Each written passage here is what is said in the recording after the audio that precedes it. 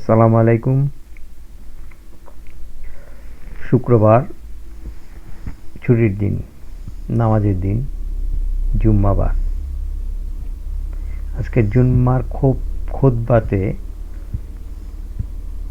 এই মাসের কার্যকারিতা বলল। তাতে রমজানের পূর্বে আমাদের প্রস্তুত নিতে হবে। রমজান আসবে, তারাবির জন্য, কোরআন শরীফ পড়ার জন্য, রোজা রাখার জন্য। এটার একটা তাগিদ হুজুর দিছে।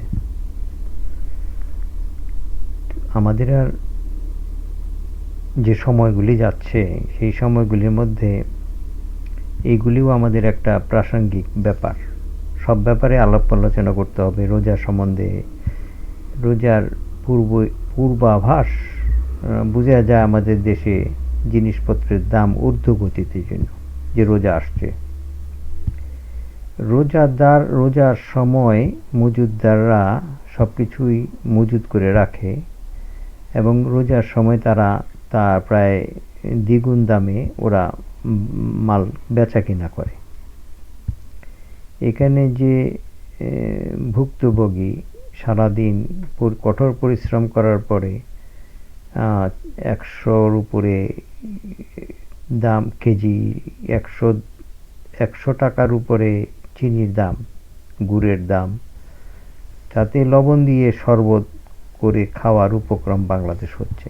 লেবুর দাম, ছোলার দাম, ডাল ইত্যাদি নিত্য প্রয়োজনীয় জিনিসগুলি খুবই দাম। সবচেয়ে মজার ব্যাপার হচ্ছে ওই সময় গাড়ির দাম বাড়ে না, ফ্রিজের দাম বাড়ে না, বরঞ্চ ওই সমস্ত মার্কেটের খরিদ্দার কম থাকাতে এগুলি দাম কমে। আর নিত্য প্রয়োজনীয় জিনিসগুলি, শাকসবজি, লতা পাতা যা আছে সবগুলি প্রতিযোগিতা নিয়ে দাম বাড়ে। এখন এই দাম বাড়া নিয়ে আমরা একটা প্রতিযোগিতা নামি সবসময়ই।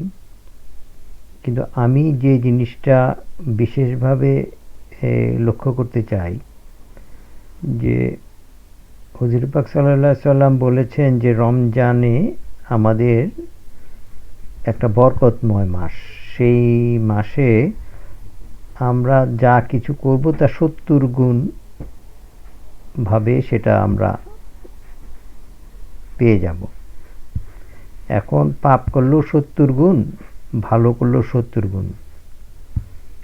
এখন আমরা সারা মাসে রোজার মধ্যে যে পাপগুলি করতেছি সেই পাপের প্রায়শ্চিত্তগুলো সারা বছর ধরে আমাদের কিছু কিছু করেই ভোগ করতে হয়।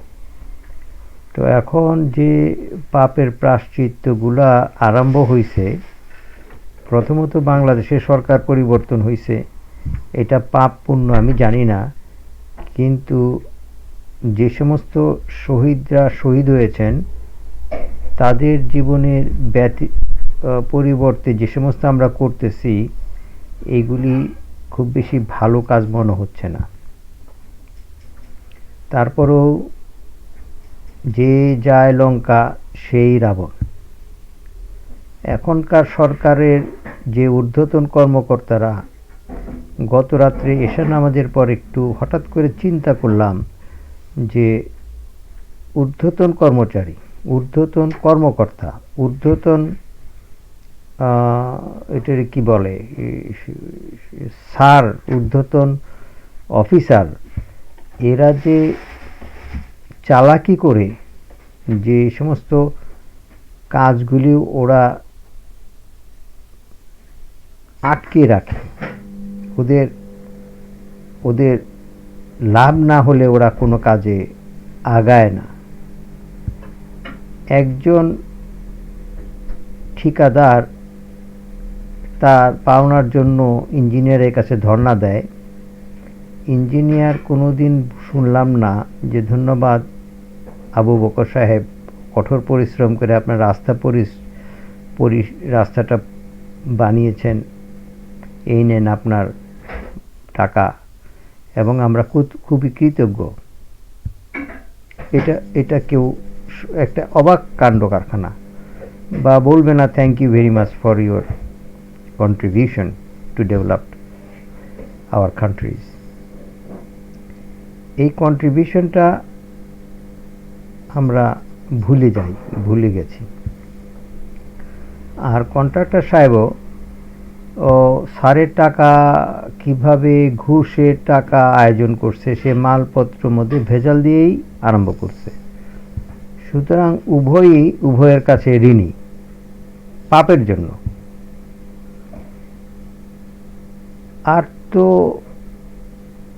অনেক দিকেই আলাপ আলোচনা করা যায় যে কারখানার মালিক শ্রমিককে রোজার মাসে অতিরিক্ত পরিশ্রম করায়, ঈদের বোনাসের সময় নানা রকম ছলচাতুরি করে, টাকা পয়সাও কম দেওয়ার চেষ্টা করে।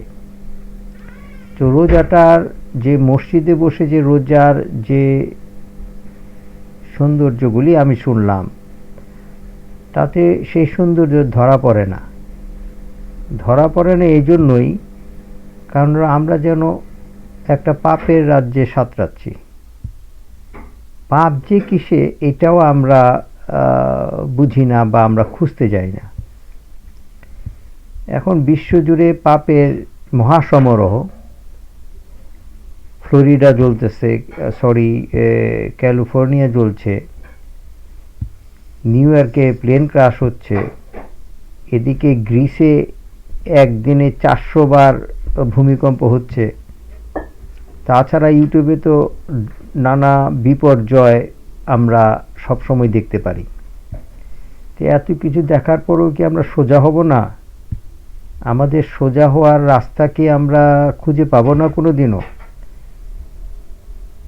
একজন মানুষ যদি পরিবর্তন হয়ে যায় তাহলে সারা বিশ্ব পরিবর্তন হয়ে যাবে। যেমন আমি পরিবর্তন হয়েছি। আমি এই অভাব অনটন দুঃখ বেদনা সব কিছু ভুলে আমি ভালোটাই চিন্তা করি, কিভাবে ভালো চিন্তা করা যায়, ভালো পথে চলা যায়। তো এখন আমি আমার পরিবর্তন চিন্তা করে দেখলাম যে আমি অনেক হালকা হয়েছি। যেমন অনেক কিছু বুঝতে পারি। এই পরিবর্তন হলে আশেপাশের ঘটনাগুলা আমার মাথার মাঝখানে যে একটা পরিশুদ্ধ চিন্তা ভাবনা এনে দেয়। যেমন আমরা আলহামদুলিল্লাহ সূরা ফাতিহার মধ্যে বলি ইহদিনা সিরাতাল মুস্তাকিম। এই যে সিরাতাল মুস্তাকিম, এই সিরাতাল মুস্তাকিমটা আমরা যদি নিজের রাস্তাকে না বানাই, নিজের রাস্তাকে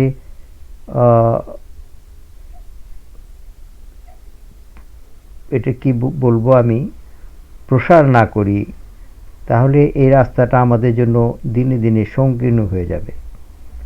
যেদিন থেকে মানুষ ভালো চিন্তা করবে সেই দিন থেকেই তার ফলটা পাওয়া আরম্ভ হবে। আর আমরা তো দুশ্চরিত্র, দুর্ভাবনা,